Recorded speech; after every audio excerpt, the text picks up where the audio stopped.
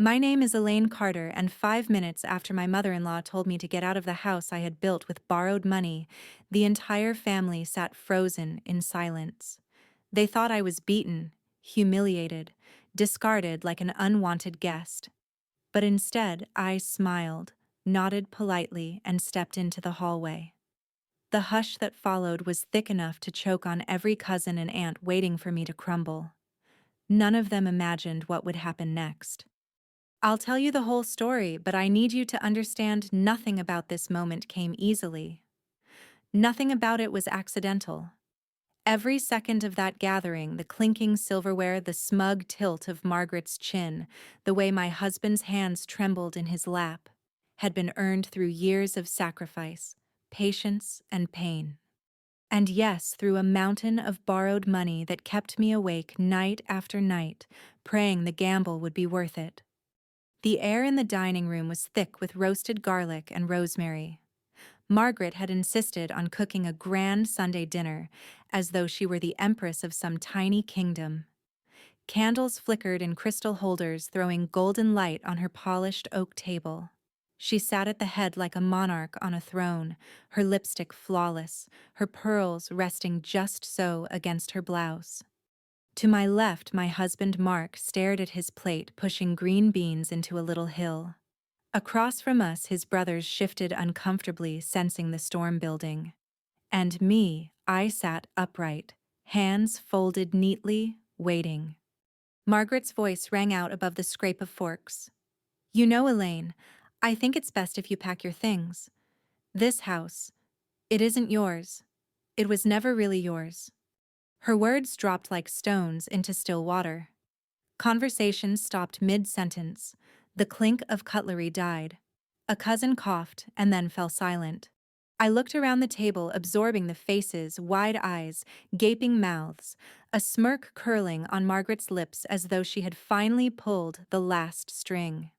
Inside a storm churned, but outside I smiled, a small, calm smile. "All right," I said softly, the single word slicing through the tension. No defense, no protest, no begging, just agreement. And that was when the silence deepened, spreading like fog across the table. They didn't know what I knew. They couldn't. How did I get here?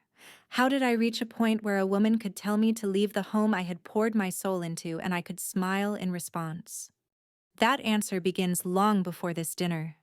It begins with a promise, a house that became both dream and battlefield, and the long, exhausting road that led us here. But before we walk backward, let me linger just a moment in that charged room. Because if you've ever been underestimated, if you've ever been told you don't belong, then you know the temptation to shout, to fight back, to throw every insult in return. I didn't.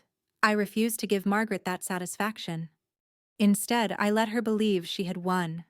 I let her savor her little triumph in those first few minutes, because in less time than it takes to brew a pot of coffee, her smile would crack, her grip on power would slip, and every relative she had gathered as her audience would witness her fall.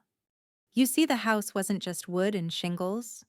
To me, it was every late night at the diner refilling cups of coffee for truck drivers to scrape together tips. It was every extra shift at the library where I filed and cataloged until my back ached. It was the whispered phone calls to the bank negotiating a loan in my name, carrying the weight of debt I prayed I could repay. Mark and I had dreamed of this house together. We had traced blueprints on napkins, walked through half-built neighborhoods with hope in our eyes. But when the real work came, when the money had to be found, it was my name, my credit, my sleepless nights that pushed the project forward. And Margaret. She had scoffed at me from the very beginning. A Carter home should be built with Carter money, she said once, her nose wrinkling as though the very idea of my contribution was contamination. She tolerated me, never embraced me. I wasn't the daughter-in-law she had envisioned for Mark, her eldest son. I didn't come from wealth, didn't carry the polish she thought her family deserved. But she had no idea just how far I was willing to go. So when she told me to leave my own home, I could only think of the irony. All those years she believed I was the outsider, the interloper. And all those years I was laying foundations stronger than she could see. I rose from the table that night, chair legs scraping softly against the hardwood floor. The sound echoed louder than any shout. I gathered my napkin, smoothed it carefully, and placed it beside my plate. My movements were deliberate, almost ceremonial. The family watched, holding their breath. Margaret leaned back, triumphant. "Good girl," she murmured, as if praising a dog that had finally obeyed. I didn't answer. Not yet. Because 5 minutes later, every smug look would vanish. 5 minutes later, the entire Carter family would be stunned into silence. And now to understand how we need to step back in time to the moment when Mark and I first dared to imagine a life beyond Margaret's shadow. Long before the polished dining room, the glittering candlesticks, and the suffocating silence of that Sunday evening, there was just me and Mark sitting on the tailgate of his old pickup truck, staring at a piece of land that seemed far too empty to ever hold our dreams. It was autumn then, crisp leaves scattering across our boots, the sky streaked orange and violet as the sun dipped low. Mark had wrapped an arm around my shoulder, pulling me closer against the bite of the wind. He smiled, that boyish smile of his, the one that always made me feel like we could survive anything. One day, he said, nodding at the grassy lot, "That's where our house will be. A porch for summer nights, a kitchen where you'll cook your famous cornbread, and a big window where I can watch the seasons change." I laughed, resting my head against him. "And a room big enough for the library I keep threatening to build. Don't forget that." "Wouldn't dream of it," he said, kissing the top of my hair. Back then, it all felt possible. Love does that, it paints the future in bright, bold strokes as though nothing can smear the canvas. Reality, of course, was harder. Mark worked steady hours at the auto shop, grease embedded in his hands no matter how much he scrubbed. I split my time between shifts at the diner and extra hours at the town library, keeping the lights on, and our savings jar growing coin by coin. We weren't destitute, but building a home from scratch. That was Everest. Every paycheck was already stretched thin: rent, car repairs, doctor bills. Yet still we'd sit at night with a notebook and pencil, sketching walls and hallways, whispering about paint colors and wood floors as though speaking them aloud might make them real. It was around that time I met Margaret properly, not as the stern woman who'd frowned at me at Mark's graduation party, but as the matriarch who believed she had final say over every Carter decision. She invited us for dinner at her house, though invited might be too gentle a word. Margaret summoned people the way generals summon soldiers. Her home was immaculate, a white columned structure perched on the edge of town, all polished brass and heirloom china. She greeted me with a smile that never touched her eyes, her perfume sharp, her gaze sharper. "You're the librarian's daughter, aren't you?" she asked, even though she already knew. "Yes, ma'am," I said politely. She hummed a sound somewhere between pity and disdain. "Mark's father and I worked very hard to build what we have. We value tradition, stability, proper lineage. You understand?" I smiled, but my stomach knotted.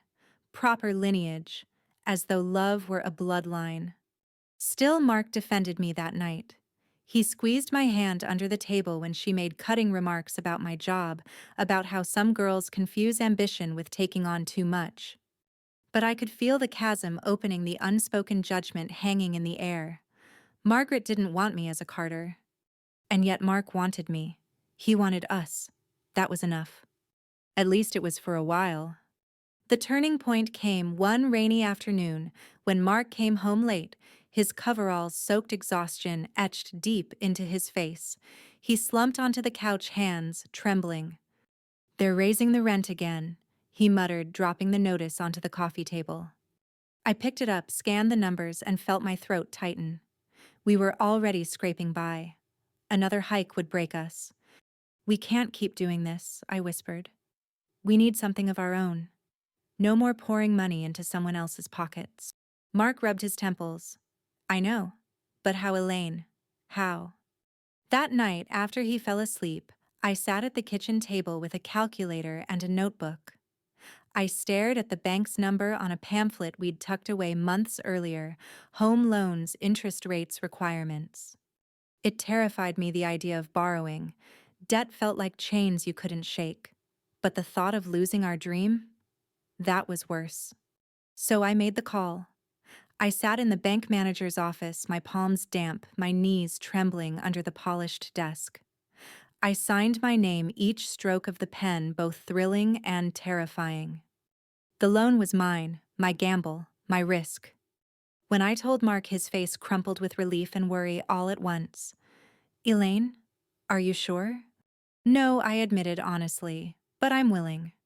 He kissed me, hard tears stinging his eyes. "Then we'll make it work. Together." The first weeks of construction were pure exhilaration. We'd drive out to the lot after work, stand ankle-deep in mud and watch as beams rose against the sky. I could smell the fresh lumber, hear the hum of saws, taste the salt of my own sweat as we pitched in to save money. Every nail driven into the frame felt like proof that our dream was real. But Margaret saw it differently. She visited once, stepping carefully over puddles in her pristine shoes. She glanced around, nose wrinkled, as though the half-built walls offended her. "So this is it," she said, her tone flat. "A humble start." "It's more than that," I said firmly. "It's ours." Her eyes flicked to me, sharp as glass. "Careful, dear. Carter homes have always been built by Carters, not outsiders borrowing from banks." The word outsider cut deeper than any blade. Mark bristled, ready to argue, but I touched his arm. Not yet, I thought. Not yet. Because I had learned something in that moment. Margaret's disapproval wasn't just about money or lineage. It was about power. She needed control. She needed to believe this house, like everything else, was hers to dictate. But what she didn't know, what none of them knew, was that by borrowing, by putting my name on that loan, I had carved out my stake in stone. This wasn't just Mark's dream. It wasn't just the Carter family's inheritance. It was mine. And someday, they would all see it. If building a house tested our finances, living under Margaret's shadow tested something far deeper: our patience, our unity, and my sense of belonging in a family that seemed determined to remind me I was an outsider. The house rose brick by brick, but so did the tension. Every milestone of construction became an excuse for Margaret to weigh in.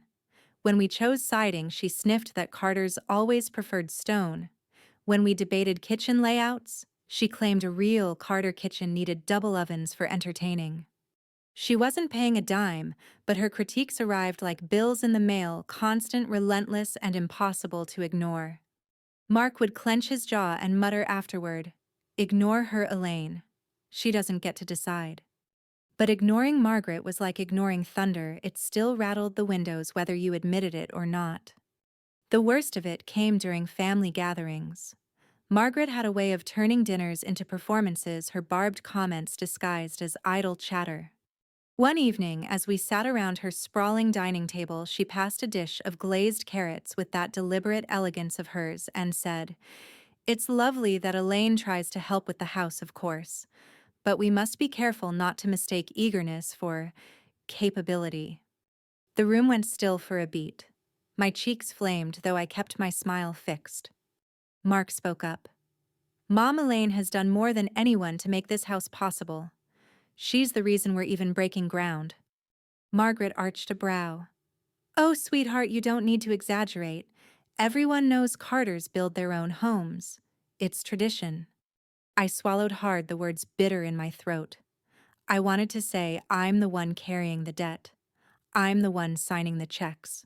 But something inside told me, not yet. The time would come.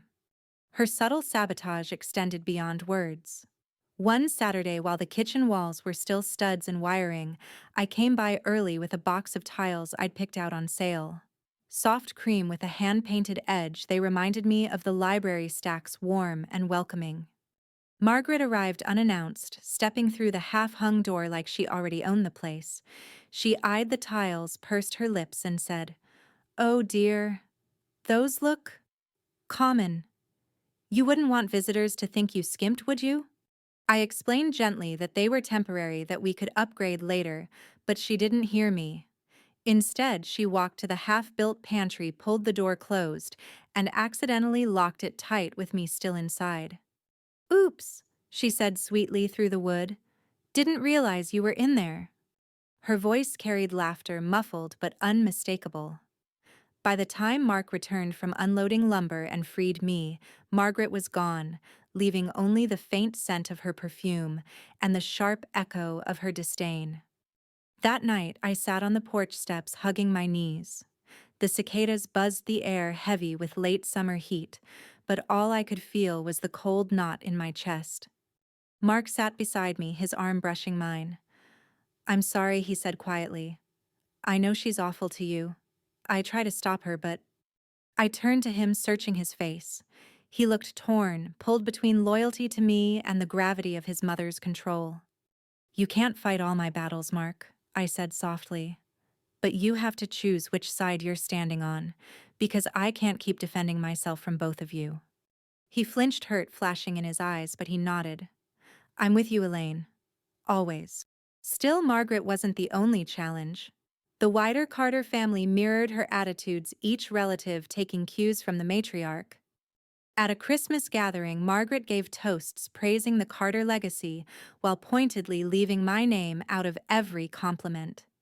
A cousin leaned over, whispering, "Don't take it personally.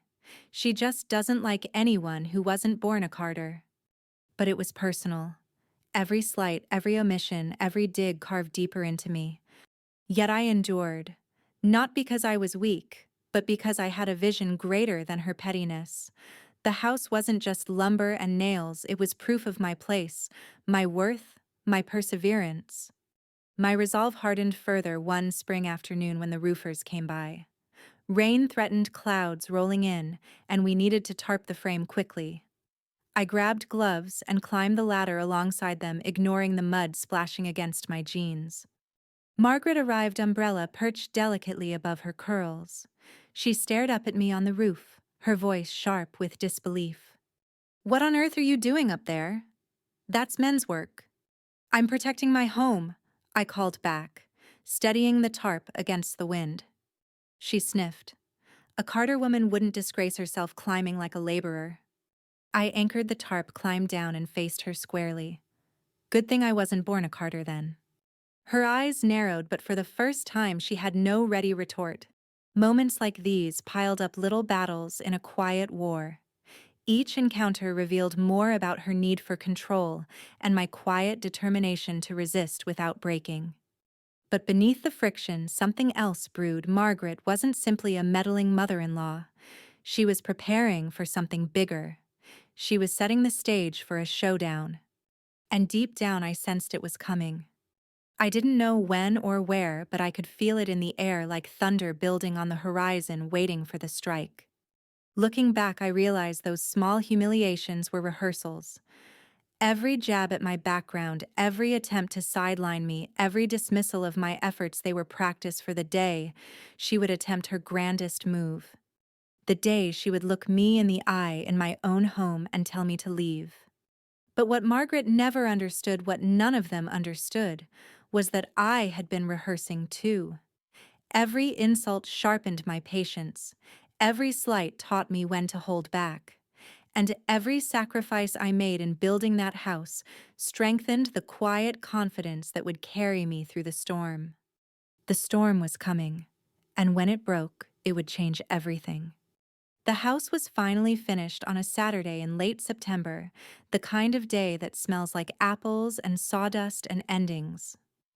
Sunlight spilled across our newly stained porch, warming the rails where Mark and I had rested our forearms 100 times, while it was still a skeleton of studs and hope. Now there were shutters the color of rye toast, a door painted deep blue, and a bell that chimed like a church note when you opened it. I walked the rooms that morning like a pilgrim. The kitchen gleamed, every cabinet door closing with a whisper. I ran my fingers over the tile backsplash. I'd talked the installer into simple cream, a quiet pattern like pages fanned open. In the living room, the window seat waited for winter light and blankets. Upstairs, the small room at the back caught a square of sun, and I imagined a desk there, the soft thrum of a lamp, a place for letters. Mark found me in the hall and wrapped his arms around my waist from behind. "We did it," he said into my hair, his voice thick like he was swallowing a lifetime of doubt. "We did," I whispered back though. Somewhere deep, I added a silent, "I did too." The loan payment reminders lived on my phone like a heartbeat. I could feel them even now ticking. Margaret had insisted on a proper family supper the next day to bless the house. She arrived early, naturally bearing a bouquet of white lilies that flooded the entryway with funeral sweetness. Behind her came the Carters in a slow parade, uncles with firm handshakes, aunts with casserole dishes, cousins already scanning corners for places to sit and gossip. Margaret set the lilies on the hall table and surveyed the staircase like a general reviewing troops. "Acceptable," she pronounced. Then with a tight smile for me, "You've kept it modest. That's wise." "Welcome," I said, smoothing the front of my dress to stop my hands from shaking. "There's lemonade in the kitchen or coffee if anyone wants it." "Coffee," she said. "Real coffee, not the burnt kind." I swallowed a retort and moved through the ballet of hosting coasters under sweating glasses. Napkins folded the roast brought out on a platter Mark's father had once carved from at holidays when Mark was a boy. The silver clinked, chairs scraped. Conversations swelled and fell in that peculiar Carter way, full of laughter that sounded rehearsed. Through it all, Margaret watched me as if waiting for a misstep. She let her pearls catch the light. She complimented the crown molding in a tone that suggested she'd have chosen a different profile. She asked where we'd sourced the floors and, when I told her, lifted an eyebrow ever so slightly, as if the name of the mill had confirmed some suspicion about my taste. But her eyes truly gleamed when everyone took their seats. Mark slid into the chair beside me. Margaret sat at the head as always, her posture a weapon. She placed both palms on the tablecloth, and the room lowered its volume as if someone had turned a dial. "I'd like to say a few words," she announced. There were hums of assent, the gentle lift of forks pausing midair. My throat went dry. Mark reached beneath the table and found my hand. I felt the old conflict in him, love stretched between two anchors. Margaret smiled, benevolent. "Homes are sacred to Carter," she began. "They are not simply dwellings. They are the physical expression of our values. We build for permanence. We maintain standards. We protect what is ours." A ripple of agreement traveled the table. I stared at the lilies behind her on the hall table, those white trumpets declaring something I didn't like the sound of. She turned her gaze to me, and to that end she said softly, "There are matters to clarify now that we are settled." A hush fell. The air thickened. I could hear the faintest buzz of the refrigerator, the staticky hum of electricity working behind the walls we had raised. Mother Mark said, warning in his voice, "Not now." "Now," she corrected sweetly, "is exactly the time." She lifted a cream envelope from beside her plate. I hadn't noticed it there, tucked under her linen napkin like a blade. "For the integrity of the Carter legacy, we must ensure that this home remains within the family in the event of changes," she said, letting the word hang. "We all know marriages can be fragile. It would be irresponsible not to plan." She slid the envelope toward me with 2 fingers. "This is a simple agreement acknowledging that the property is in essence a Carter asset. That is a Carter by birth asset. We would of course make generous arrangements for your comfort should circumstances shift." The room exhaled, then held its breath again. A cousin's fork ticked against porcelain and went still. Heat climbed my throat. I felt both exposed and absurd, like a stage light had found me in my own home. I kept my tone even. "You want me to sign something that says this house isn't mine?" "Don't be dramatic, dear." Margaret's smile didn't budge. "You're part of the family. While you are part of the family. But bloodlines matter when it comes to real estate. It's how we keep what's ours safe." Mother Mark said louder now. Stop! She didn't look at him. Mark, you must think of your future children, their inheritance.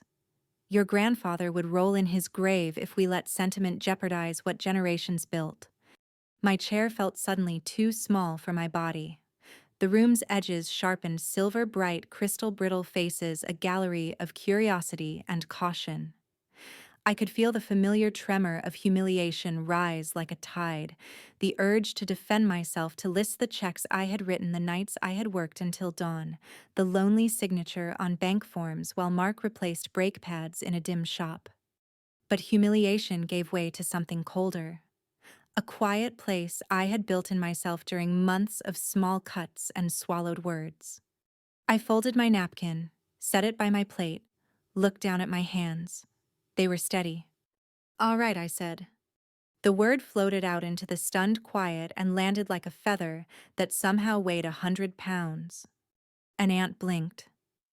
A cousin's mouth tightened to hide a grin, the ugly thrill of witnessing a spectacle. Margaret's lashes lowered in a victorious slow blink. Good, she said, relief triumphant in the single syllable. We all want what's best. I'll pack a few things, I added, rising. Chairs squeaked. Mark half stood, then stopped, bewildered. Elaine. I touched his shoulder. It's okay, I said softly, and in that moment I meant it. Because I knew something no one else at that table knew. I had prepared for this. I had seen it coming, the way sailors smell a storm before the clouds show their teeth. In the weeks leading to this day, when the cabinetry went in and the final inspection was scheduled, when Margaret's visits increased and her remarks grew silkier, I had gathered papers of my own. I had tucked them in a folder the color of dusk and placed it in the hall console beneath the bowl that caught our keys. I had read and reread clauses until the legal language stopped swimming. I had memorized dates, account numbers, signatures. And more than papers, I had gathered clarity about what I owned, about what I would not surrender, about the difference between making peace and making myself small. I walked to the entryway. The lilies breathed their cloying sweetness into the narrow space. I opened the console drawer. My folder was there, cool under my palm. I slid it free and held it like a talisman. In the mirror above the table, my reflection looked back at me, tired, yes, older than the girl on that tailgate, but steadier. I smoothed my dress, squared my shoulders, and turned. When I stepped back into the dining room, conversation died as if someone had cut a wire. The weight of 100 eyes settled. Margaret's lips curved, already rehearsing the story she'd tell later about how she'd protected the family from a mistake. I returned to my chair but didn't sit. I set the dusk-colored folder on the tablecloth in front of me and rested my fingertips lightly on it. Elaine, Margaret said with airy patience, "There's no need to make a production of this. We can handle it quietly, just you and me and Mark." 5 minutes, I said, meeting her gaze. Give me 5 minutes, and then you can say whatever you like. A murmur rustled through the room. Mark stared at the folder as if it might bite. Margaret's eyes flicked to it, then back to my face, measuring. Very well, she said, leaning back, ready for sport. I opened the folder. Paper whispered. Somewhere a clock ticked like a metronome, counting down a song only I knew the tune to. I slid the first document free, laid it beside the knife. Then the second. Then the third. My voice was calm when I spoke, but something in it made even the boldest cousin lean in. Let's talk about what this home is, I said, and who it belongs to. The storm had finally broken. And in less than 5 minutes, the weather in that room would change forever. The paper made a crisp sound as I slid it across the linen. Margaret's eyes narrowed, lashes casting shadows against her powdered cheeks. She had expected me to crumble, to take her decree like a servant receiving dismissal. Instead, the weight of my folder thudded into the center of the table, turning the dinner into something else entirely, a tribunal. Mark leaned forward, his brow furrowed. Elaine, what is this? Proof, I said simply. The word seemed to ripple across the room, unsettling the calm veneer. Forks shifted, chairs creaked. even the candles flickered, their flames tugged by some unseen current. Margaret gave a low, dismissive chuckle. Darling, really, waving papers around doesn't change bloodlines. But she didn't touch the documents. Not yet. I flipped open the top sheet, the smell of toner rising faintly sharp and clean. This, I said, is the loan agreement. My loan. In my name. Approved and signed nearly 2 years ago when the first foundation trench was dug. A hush fell deeper. You, Margaret scoffed, though her voice pitched higher. You don't have that kind of money. I didn't, I said. So I borrowed. I borrowed because I believed in this house. Because I believed in my husband. Because I believed that a family starts with sacrifice. Her mouth opened closed. She hadn't expected this. I laid down the second document. This is the deed, I continued. You'll see both Mark's and my names. Equal co-owners. Because the loan that made it possible required my signature, my responsibility, my credit. I slid the paper so the whole table could see. My name neat in blue ink right beside his. Mark's eyes widened, scanning it as if for the first time. Elaine, he whispered, awe threading his tone. The relatives murmured now, their whispers like wind through brittle leaves. I caught snippets she paid. Her name's on it. Co-owner. And then finally I placed the third sheet. This is the payment record. Every installment on time. Every dollar scraped from late nights at the diner, from library overtime, from sacrifices you'll never see. Margaret, when you said a Carter home is built by Carters, you were half right. This home is built by Carters by me. Because when I signed these loans, I became part of this family's foundation in a way your pearls never could. The silence that followed was staggering. Margaret's hand twitched toward the papers but stopped. Her skin had blanched, her lips pressed tight enough to leave white lines at their edges. Mark pushed back his chair with a sudden scrape. He stood, his hand on the table. Why didn't you tell me? Because I didn't want gratitude, I answered. I wanted partnership. And I wanted to wait until the day came that someone tried to tell me I didn't belong. I looked directly at Margaret. That day is today. Aunt Caroline, always the most practical, cleared her throat. Well, it seems clear enough. Elaine's name is right there. She has as much claim as Mark, if not more. A cousin added, honestly, she's the reason we're even eating in this house. The murmurs shifted now, approval, recognition, the pendulum swinging in my favor. The power in the room changed temperature like a draft of warm air sweeping through. Margaret's composure cracked. She forced a brittle laugh. So you've... What trapped my son in debt, is that what you're proud of? I tilted my head. I'm proud of investing in our future. Something you could never understand because you've only ever inherited. You've never built. You've only collected. Gasps rippled. Mark's jaw tightened, but he didn't contradict me. He stepped closer, putting a hand on my shoulder, his palm firm. She's right, he said. His voice was steady, stronger than I'd ever heard it against his mother. Elaine's the reason we have this home, and you will not speak to her like she doesn't belong here. The room froze. Margaret blinked at him as though he'd spoken in a foreign tongue. I felt the tremor in my knees, but I stood taller, emboldened by his words. You wanted me gone? I said, my tone calm, almost gentle. But this house has 2 names on its deed, and one of those names is mine. So no, I won't be packing any bags. Not today. Not ever. Margaret's lips parted, but no sound came. Her audience, her loyal relatives, now stared at her, not with reverence, but with uneasy curiosity, waiting to see if their queen could rise from a blow she hadn't anticipated. But she couldn't. Not then. Not with the papers laid bare. 5 minutes earlier, I had been the outsider, the interloper, the girl with borrowed dreams. Now the family sat stunned, their forks abandoned, their eyes on me. The candles hissed softly, wax dripping down in thin rivulets. Mark straightened beside me, his hand still firm on my shoulder, a gesture that said without words, I choose her. The relatives stirred conversations, picking up in careful tones. An uncle cleared his throat and raised a toast almost awkwardly. To the new home, he set his glass, trembling slightly. To Elaine and Mark. May it stand strong. The others followed a chorus of lifted glasses, their gazes sliding uneasily toward Margaret, who remained rigid in her chair, pearls gleaming under the lights. I lifted my own glass last. To family, I said softly, the kind that's built, not just born. Those 5 minutes had changed everything. I hadn't raised my voice. I hadn't fought or pleaded. I had simply revealed the truth stone by stone, paper by paper. And with that, the tide turned. But this story didn't end in that silence. No, Margaret wasn't the sort of woman to accept defeat gracefully.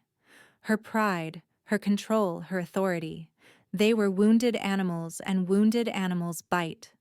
I knew the battle wasn't over. I could feel it in her glare, in the icy quiet with which she finally sipped her wine. The storm had broken, yes, but storms don't vanish after the first clap of thunder. They linger, they strike again. And Margaret still had claws.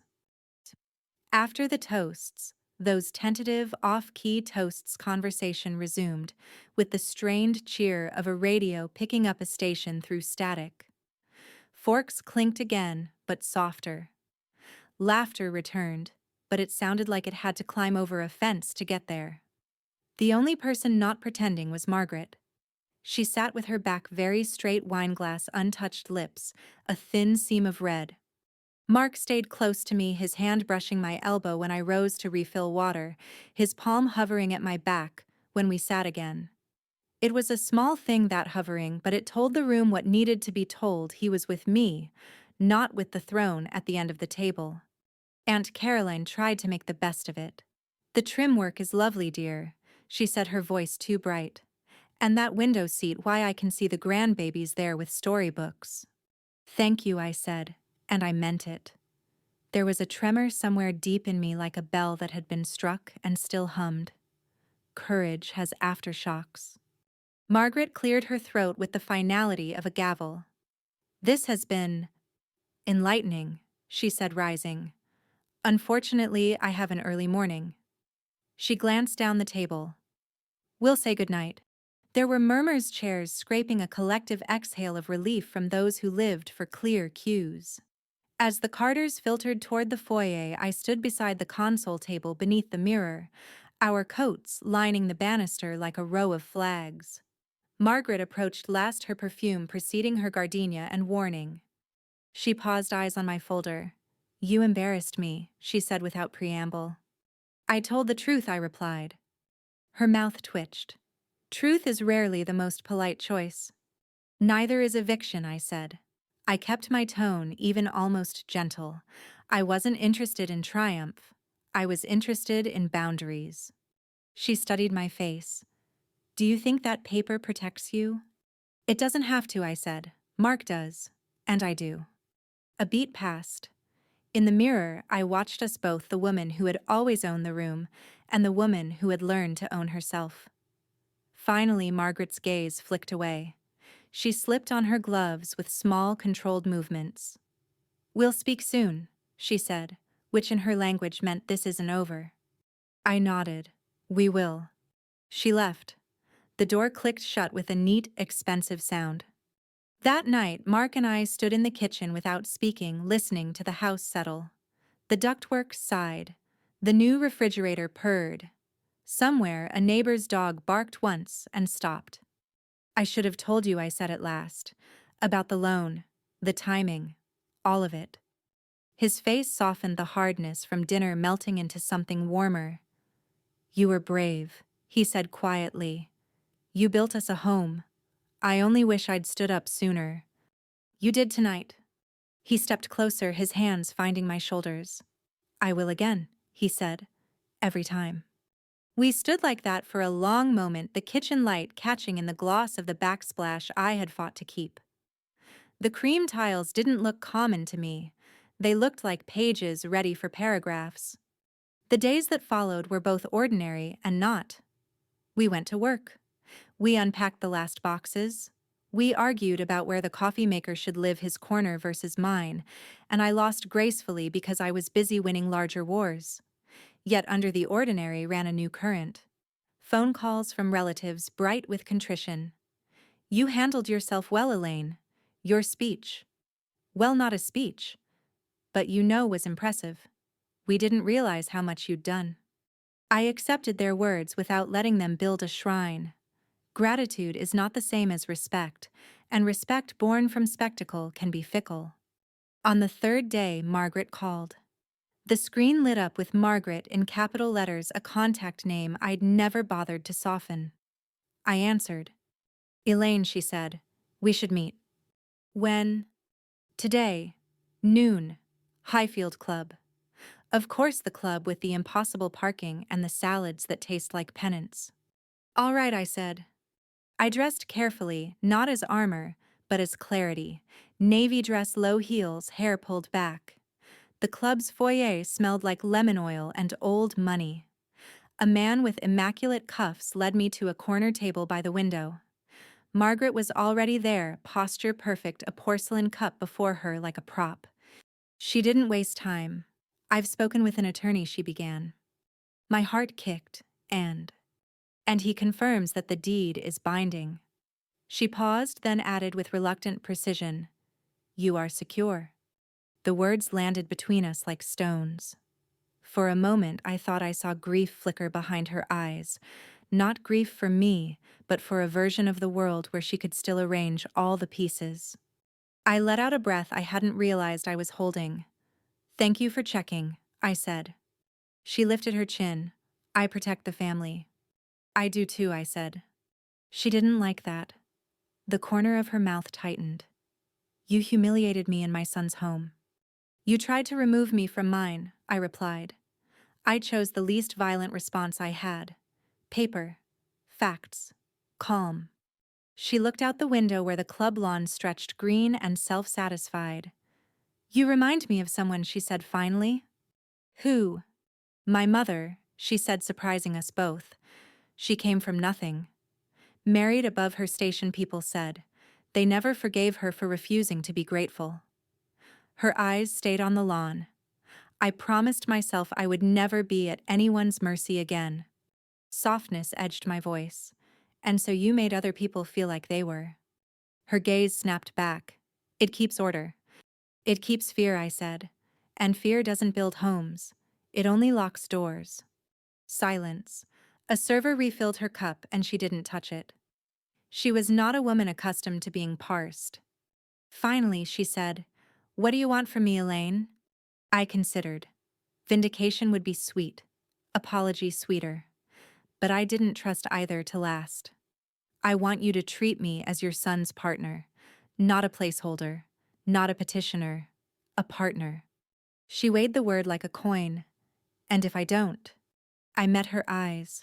Then I will still be his partner. Her laugh was small, helpless, almost human. She stood. You win this round. I stayed seated. This isn't rounds. It's a life. She left her cup untouched. When I returned home, Mark was tightening a cabinet pull with a screwdriver-focused tongue caught between his teeth, the way it always did when he concentrated. He looked up. Well, she met with a lawyer, I said. He confirmed what we knew. And your meeting? I hung my coat, set my purse in the bowl by the mirror. She told me I remind her of her mother. He leaned on the counter, eyebrows rising. That good or bad? Depends which way the wind is blowing, I said, then smiled. Today it felt like weather changing. Things didn't transform overnight. Control is a habit. So is deference. Margaret still corrected my table settings, still told stories where she was the hero and I, the footnote. But something crucial had shifted. The story no longer made sense to anyone else. Not with the papers on the table. Not with Mark's hand on my shoulder.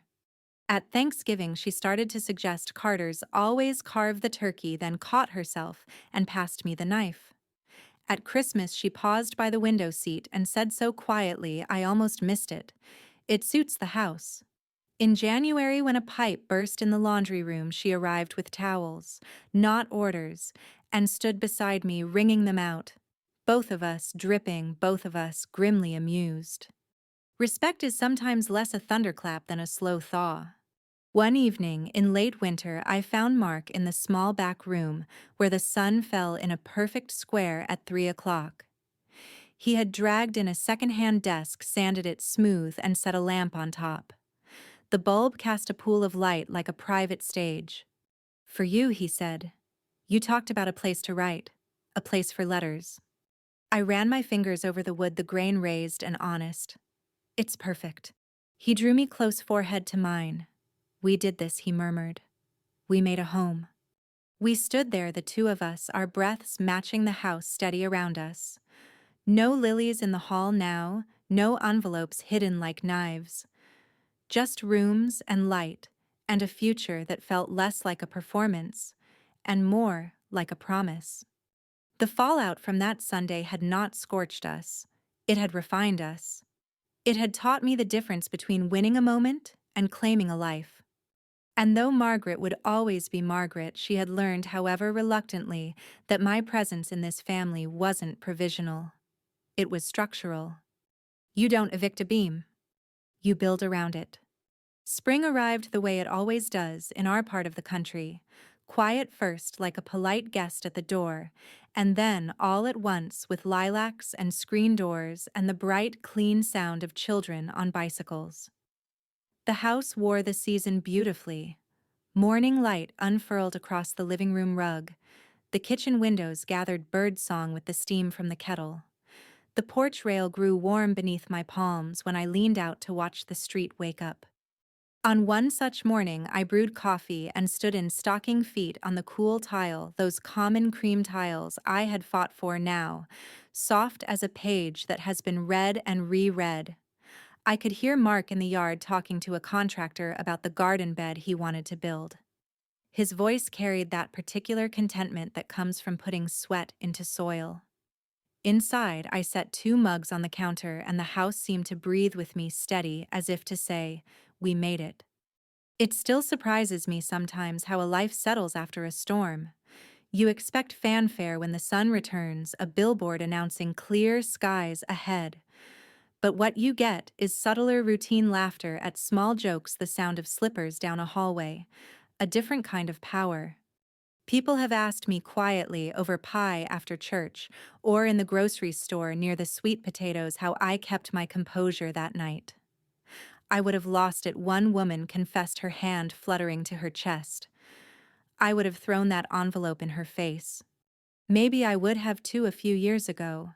But here's what I learned in the building and the borrowing and the sleeplessness: fury burns hot and bright, and then it leaves you cold and alone. Resolve, on the other hand, is a banked fire. You can warm a life on it. I think of the girl I was on that tailgate, orange light pouring through bare tree limbs, believing our house would rise because we loved each other enough. I don't think she was wrong, but she was naive about the shape love takes. Love is not only porch swings and blueprints and toasts over pizza on the subfloor. Sometimes it is documents carefully filed, savings tucked away, names signed in ink that will outlast tears. Sometimes it is saying, "All right," and letting a room misread your silence while you fetch your truth. Margaret has not become easy. People do not become different species in one season, but she has become clearer to me. The day she told me I reminded her of her mother, a door cracked in my understanding of her. I saw a young woman once bracing against a world that would have swallowed her if she didn't push back with her elbows sharpened. That doesn't excuse what she did to me, and it doesn't erase the harm, but it does explain the armor. We still spar now and then. She will point to a crooked frame, and I will say, "It's handmade. Imperfections are the point." She will raise an eyebrow at my lawn filled with clover ruining the grass, and I'll say I like the bees. But there is a new shape to our exchanges, an acknowledgement, however grudging, that I am not passing through. I am installed. I am, as I told her once with a smile, I couldn't help a load-bearing wall. The family has learned too. The cousins who watched me like I was a spectacle have since sent texts when the mortgage rates changed. How did you negotiate your terms? And I tell them what I know. Aunt Caroline now calls to ask about recipes, and not to relay Margaret's commentary, which is a mercy. On Sundays, when we host, people bring casseroles without asking whose recipe is appropriate. The children climb onto the window seat with their books and their knees under their chins, and the house holds them like a cupped hand. One afternoon, months after the dinner, Margaret stopped by unannounced. I found her standing in the hallway, staring at the mirror above the console. The lilies were long gone. In their place, a small dish with sea glass from vacations, a set of keys, and a photograph of Mark and me on move-in day hair. Messy faces flushed the door, a perfect blue behind us. That photo is not composed, she said, and then almost inaudibly, but it is honest. Honesty is important, I replied. She touched the frame lightly, thinking. I brought you something, she said, opening her purse. She held out a folded piece of paper, age-soft corners blunted. I took it and smoothed it open. It was a recipe card in a well-trained hand, Grandmother Carter's Sunday rolls. Thank you, I said, surprised into softness. I've heard about these. She wrote it when she was about your age, Margaret said.